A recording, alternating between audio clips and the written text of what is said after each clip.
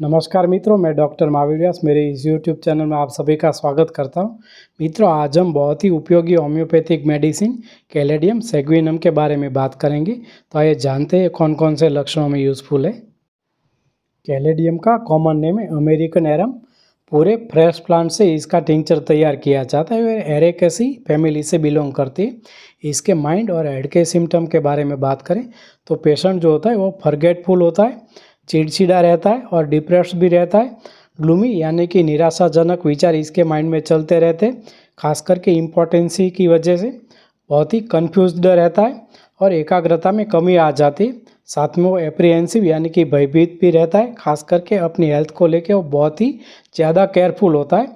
उसका जो सर है उसमें उसको खाली खाली फील होता है और ख़ास करके जो फ्रंटल रीजन होता है हेड का उसमें डल हेडेक होता है और सुबह में चक्कर और नौजिया का प्रॉब्लम भी ऐसे पेशेंट को रहता है। और इसके स्टमक के सिम्टम के बारे में बात करें तो जो पेशेंट होता है उसको बार बार एसिडिक डकारें आती रहती है और डकार के बावजूद बहुत ही थोड़ा सा विंड इसमें से निकलता है और ऐसा सेंसेशन होता है जैसे जो पूरा स्टमक है वो ड्राई फूड से भरा हुआ है, यानी कि जो ड्राई फूड है उसकी वजह से इसको पेट में जैसे बहुत ही भारीपन लगता है, ऐसा फील होता है और जिसकी वजह से पेशेंट को सांस लेने में भी तकलीफ होती है, यानी कि उसका जो ब्रीदिंग है वो खाने के बाद अस्थमैटिक हो जाता है। ऐसे सभी सिम्टम्स में कैलेडियम बहुत ही ज़्यादा यूज़फुल है। लेकिन ख़ास करके हम जो कैलेडियम का यूज़ करते हैं वो मेल और फीमेल दोनों के सिम्टम में ये बहुत ही ज़्यादा पेशेंट को फ़ायदा पहुंचाती है। तो आइए इसके मेल के सिम्टम के बारे में बात करते हैं। पेशेंट का जो पेनिस होता है उसका जो लिंग मूड होता है यानी कि जो ग्लैंस होता है वो बहुत ही ज़्यादा रेड हो जाता है और उसमें खुजली आती है। जो पेनिस है वो बिल्कुल शिथिल हो जाता है और पेनिस की जो आगे की जो स्किन होती है उसमें सूजन आ जाती और यूरिन के बाद उसमें बहुत ही ज़्यादा जलन भी होती है। और संभोग के बाद जो पेनिस के आगे की त्वचा है यानी कि जो ग्लैंस है वो लिंग मूड के जो पीछे का हिस्सा होता है उसमें सिकुड़ जाती और इसको बहुत ही प्रयत्न करके आगे लाया जा सकता है। ग्लैंस होता है यानी कि लिंग मूड जो होता है वो लाल और ड्राई हो जाता है और उसमें लाल रंग के स्पॉट्स हो जाते हैं, यानी कि लाल जो पॉइंट है ऐसा दिखाई पड़ता है। और पेशेंट को जब कामेच्छा नहीं होती तब पेनफुल इरेक्शन रहता है, लेकिन जब भी पेशेंट कामेच्छा के वक्त इरेक्शन के लिए ट्राई करता है तो उसका जो पेनिस है वो बिल्कुल ठंडा रहता है और उसमें बिल्कुल ही इरेक्शन का फीलिंग ही नहीं आता। यानी कि पेशेंट को जब भी सेक्सुअल डिज़ायर नहीं रहती तब कभी कभी उसका पेनिस जो है उसमें इरेक्शन आता है, लेकिन जब भी पेशेंट प्रयत्न करता है तो उसमें इरेक्शन की बिल्कुल कमी रहती। खास करके ये मास्टरबेशन के साइड इफेक्ट की वजह से भी होता है और जो पेशेंट है उसको इम्पोर्टेंसी की वजह से बहुत ही निराशा होती है और उसको डिप्रेशन जैसा रहता है। पेशेंट जो होता है उसको रात को नींद में बहुत ही ज़्यादा स्खलन की तकलीफ भी रहती है, यानी कि नाइट पॉल्यूशन। रात को ऐसे सपने भी नहीं आते जैसे सेक्सुअल ड्रीम्स हम बोलते।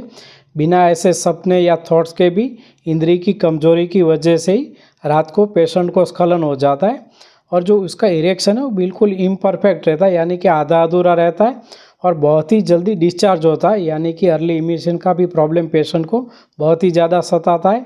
मन में सेक्स की उत्तेजना होती है, इसके बावजूद भी पेशेंट को पेनिस में इरेक्शन नहीं आ पाता, यानी कि अपने जो सेक्स पार्टनर के साथ जब भी वो होता है और बहुत ही ज़्यादा प्रयत्न करने के बाद भी वो सेक्स नहीं कर पाता। इसकी वजह से उसकी जो मैरिड लाइफ है उसमें भी बहुत प्रॉब्लम होता है और जो पेनिस है वो बिल्कुल ठंडा रहता है और उसमें ठंडा पसीना भी आता है। ये जो सभी सिम्टम है इसमें बहुत ही ज़्यादा यूज़फुल, यानी कि पेनिस की जो स्किन है इसका इरप्शन हुआ या जो उसका ग्लैंड्स है उसमें रेडनेस या बहुत ही ज़्यादा ईचिंग या ऐसे जो रेड पॉइंट पड़ जाते, ऐसी सभी तकलीफ में पेशेंट को कैलेडियम बहुत ही ज़्यादा यूज़फुल है। और इसके अगर फीमेल सिम्टम के बारे में बात करें तो जो फीमेल होती है उसकी जो एक्सटर्नल जेनाइटल होती है उसमें बहुत ही ज़्यादा कामुक खुजली होती है। इसके अलावा जो वुल्वा होता है और वेजाइना होती है उसमें भी बहुत ही ज़्यादा खुजली होती है और वेजाइना की इचिंग की वजह से बहुत ही ज़्यादा सेक्सुअल डिज़ायर भी रहता है और इसकी वजह से उसको मास्टरबेशन भी करना पड़ता है। और जो प्रेगनेंसी के दौरान योनि में जो खुजली होती है इस तकलीफ़ में भी कैलेडियम बहुत ही ज़्यादा यूज़फुल मेडिसिन है। इसके अलावा इसके स्किन के जो सिम्टम्स होते हैं वो भी बहुत ही प्रोमिनेंट होते हैं, जो पेशेंट होता है इसको मीठा पसीना आता है और वो पसीना ऐसा होता है जैसे मक्खियों को बहुत ही आकर्षित करता है, जैसे गुड़ पे मक्खियाँ बैठती है ऐसे ही जो कैलेडियम का पेशेंट होता है उसके आसपास मक्खियाँ भुनभुनाती रहती है। इसके अलावा जो इंसेक्ट बाइट्स होते हैं यानी कि जो कीड़े काटते हैं उसकी वजह से जो पेशेंट होता है इसको बहुत ही ज़्यादा बर्निंग और इचिंग का प्रॉब्लम होता है। और इसके अलावा जो पेशेंट होता है इसको ऐसे भी इचिंग आती है और जो खुजली और अस्थमेटिक जो कंप्लेंट वो अल्टरनेट होते रहते हैं, यानी कि अगर इचिंग शुरू हुई तो अस्थमा कम हो जाता है और अगर अस्थमा का प्रॉब्लम बढ़ गया तो इचिंग कम हो जाती है। और इसके अलावा जो बर्निंग सेंसेशन होता है स्किन का और एरिसिपिलिटिक जो इरप्शन होता है, इन्फ्लामेशन होता है, यानी कि जो स्किन का जो सुपरफिशियल भाग है इसमें फुंसिया जैसा होता है, रेडनेस भी हो जाती है, उसमें भी पेशेंट को पेन और जलन भी होती है। कैलेडियम मेडिसिन का कंपैरिजन हम कैप्सिकम, फॉस्फोरस और सेलेनियम के साथ कर सकते हैं। इसके अलावा प्रोस्टेटिक जो कंप्लेन है इसमें इसका कंपैरिजन ट्रिब्यूलस टेरेट्रिस के साथ किया जा सकता है। ये सभी सिम्टम इसमें काफ़ी मैच होते हैं। कैलेडियम के डोज के बारे में अगर बात करें तो कैलेडियम को 30 पोटेंसी में 3-3 बूंदे सुबह और शाम डायरेक्ट टंग पे लेना चाहिए और अगर बहुत ही ज़्यादा क्रॉनिक केस है तो इसको 200 पोटेंसी में दिन में एक बार लिया जा सकता है। वैसे ये जो सभी सिम्टम के बारे में बात की, खास करके मेल और फीमेल में जो योनि की जो इचिंग होती है, इसके अलावा जो फीमेल में जो प्रेगनेंसी के दौरान इचिंग होती है और मेल में जो ट्रबलसम इरेक्शन होता है यानी कि पेनफुल इरेक्शन, इसके अलावा अर्ली इमिशन और इरेक्शन में जो दिक्कतें आती इसमें कैलेडियम बहुत ही ज़्यादा यूज़फुल होती। उम्मीद है जानकारी आपको पसंद आई होगी। Please subscribe my channel and press the bell icon. नमस्कार, जय हिंद।